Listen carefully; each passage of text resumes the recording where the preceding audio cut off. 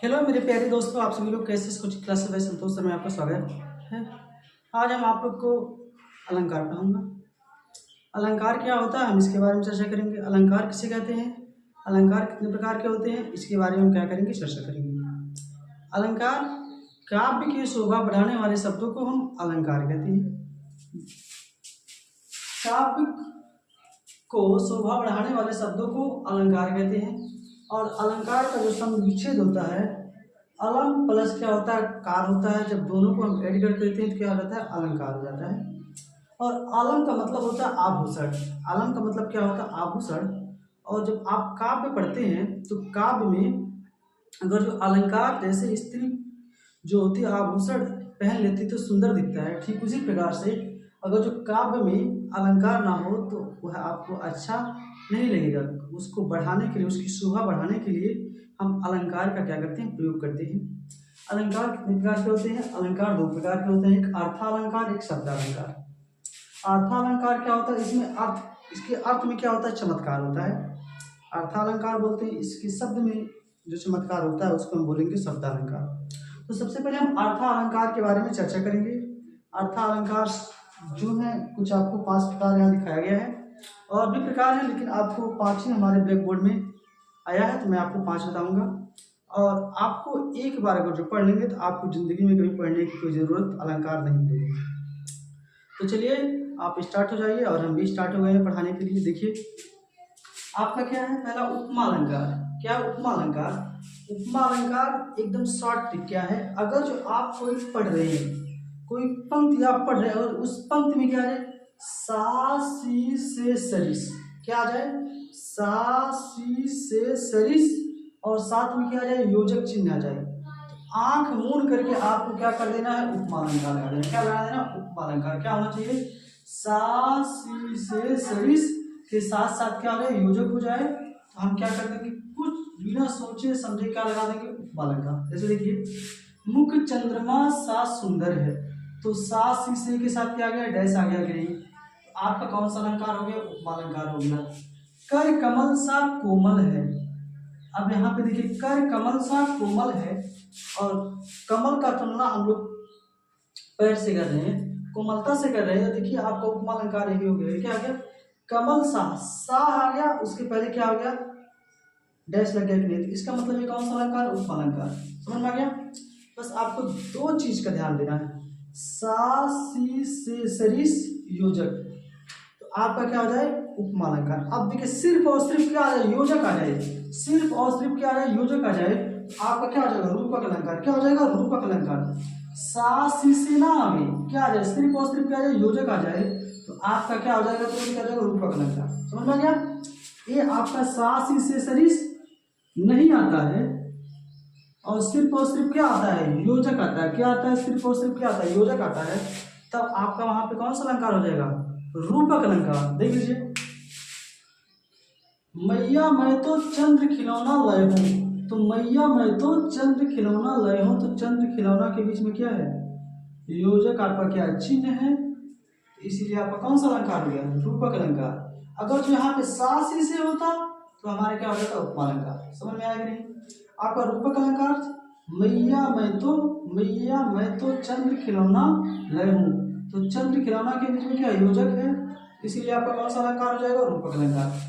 चरण कमल बंधो हरिराय, तो चरण कमल के बीच में क्या है आपका, योजक चिन्ह है, इसीलिए आपका कौन सा हो जाएगा, रूपक अलंकार। अगर सासी से होता आपका तुरंत क्या हो जाता, उपमा अलंकार। समझ में आ गया। उसके बाद आप करेंगे उत्प्रेक्षा अलंकार। उत्प्रेक्षा अलंकार क्या होता है, मन जानो मानो जानो, जो तो अगर जो आ जाता है तो वहां पे आपका क्या आ जाएगा, उत्प्रेक्षा अलंकार। क्या होना चाहिए, एक पंक्ति में क्या आ जाए, यदि पंक्ति में मन मनहु मानो जन जनहु, जो त्यों आवे तो उन्हें क्या बोलते, उत्प्रेक्षा अलंकार। अगर जो आप काव्य पढ़ रहे हैं, अगर जो ये शब्द आ जाता है, मन आ जाता है, मनहु आ जाता है, मानो आ जाता है, जन्म आ जाता है, जानू आ जाता है, ज्यों आ जाता है, तो आंख मूंद कर आपको कुछ देखना नहीं है, तुरंत आपको टिक लगा देना उत्प्रेक्षा अलंकार। किसे लगा देना, उत्प्रेक्षा अलंकार। जैसे नेत्र मानो कमल है, नेत्र मानो कमल है, तो आंख मूंद करके हमारा क्या हो गया, उत्प्रेक्षा अलंकार। मानो नीलमण शैल पर, तो आप लोग तुलसीदास जी का रामचरितमानस में आप जब रामचंद्र जी धनुष भंग होकर तोड़ उड़ करके जब आगे गए थे तो वहाँ पे मनोनीलमण शैल पर इस तरीके से वहाँ पे आपका का जो दोहा है इस तरीके से आपका दिया गया है। तो यहाँ पे देखिए मानो आ गया कि नहीं। अगर जो मानो आ जाए, जनो आ जाए, जानो आ जाए, ज्यों आ जाए तो आपको क्या लगा देना है, उत्प्रेक्षालंकार। क्या लगा देना है, उत्प्रेक्षालंकार। आपको कुछ सोचना जांचना नहीं है, बस डायरेक्ट आपको क्या लगा देना, उत्प्रेक्षा अलंकार। अतिशयोक्ति अलंकार क्या होता है, देखिए अतिशयोक्ति अलंकार वहाँ होता है जब किसी बात की वर्णन बहुत बढ़ा चढ़ा के किया जाए। जब किसी बात का वर्णन बहुत बढ़ा चढ़ा के हम करते हैं तब आपका वहाँ पे कौन सा अलंकार हो जाता है, अतिशयोक्ति अलंकार। क्या हो जाता है, अतिशयोक्ति अलंकार। देखिए महाराणा प्रताप का क्या है, आगे नदियां पड़ी अपार, घोड़ा कैसे उतरे पार, राणा ने सोचा इस पार, तब तक चेतक था उस पार। कितना बढ़ा चढ़ा के किया गया है इसमें। यानी महाराणा प्रताप सोच रहे थे कि उस पार हम लोग कैसे जाएंगे, तब तक क्या हो गया, चेतक उस पार पहुंच गया। तो अब आपका यहाँ पे क्या हो जाएगा, अतिशयोक्ति अलंकार। जहाँ पर बातों को हम चढ़ा बढ़ा के करते हैं वहाँ पे आपका कौन सा अलंकार हो जाता है, अतिशयोक्ति अलंकार। आगे देखिए क्या है, मानवीकरण अलंकार। मानवीकरण अलंकार क्या होता है, जब प्राकृतिक चीजों में मानवीय भावनाओं के होने का वर्णन होता है। जब किसी प्राकृतिक चीज से हम मानव की भावनाओं का क्या करते हैं, तुलना करते हैं, तो वहां पे आपका क्या हो जाएगा, मानवीकृत अलंकार। फूल हंसे कलियां मुस्काई। तो भाई फूल हंसे कलियां, तो फूल तो हंस नहीं सकती, कलियां मुस्कुरा नहीं सकती, लेकिन क्या किया गया है, मानव की भावनाओं का क्या किया गया है, वहां पे भावनाओं का वर्णन किया गया है। तो यहाँ पे आपका क्या हो गया, मानवकृत अलंकार। क्या हो गया, मानवकृत अलंकार। इस तरीके से आपके क्या है, अर्थ अलंकार के भेद है। एक बार और देख लीजिए। अलंकार किसे कहते हैं, काव्य की शोभा बढ़ाने वाले शब्दों को अलंकार कहते हैं।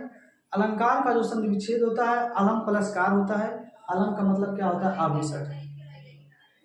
अलंकार के कितने पार्ट्स होते हैं, 2 पार्ट्स होते हैं, अर्थालंकार, शब्दालंकार। अर्थालंकार अर्थ के हिसाब से इसको हम पहचानते हैं। शब्दालंकार को हम क्या करते हैं, शब्द को उसमें देखेंगे, शब्द को देखेंगे, अक्षर को देखेंगे, इस तरीके से हम क्या करते हैं, करते हैं। अर्थालंकार के प्रकार में आपका उपमालंकार। उपमालंकार आपको कुछ नहीं करना है, बस एक चीज दिखना है, सा सी से और उसके साथ साथ क्या हो जाए, योजक हो जाए। अगर जो योजक चिन्ह हो जाता है तो आपका तुरंत वहां पे क्या हो जाएगा, आपका उपमालंकार। मुख चंद्रमा सा सुंदर। देखिए सा आगे माइनस और योजक चिन्ह सा आगे। रूपक में कुछ आपको नहीं देखना, सिर्फ योजक चिन्ह देखना है। सास से को छोड़ दीजिए, अगर जो योजक आ जाए तो आपका क्या आ जाएगा, रूपक अलंकार। मिया मैं तो चंद्र खिलौना लय हूँ, योजक हो गया कि नहीं। चरण कमल बंदो हरिया, योजक हो गया कि नहीं। उत्प्रेक्षा में आपको कुछ नहीं करना है, बस इन्हीं शब्दों को याद करना है।